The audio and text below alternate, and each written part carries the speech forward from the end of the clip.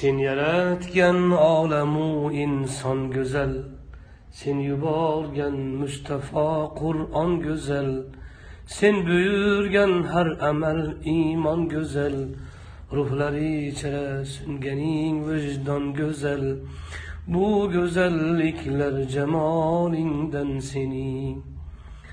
Har ishing, har so'zu ahkoming buyuk, ham jazoing hamda inoming buyuk, qilganing insonga ikroming buyuk, jannatingdek dini isloming buyuk, bu buyukliklar jalolingdan sening. Sen yaratmish ikki dunyoing tugal, har sifating hamma asmoing tugal, barcha manglaylarda imloing tugal.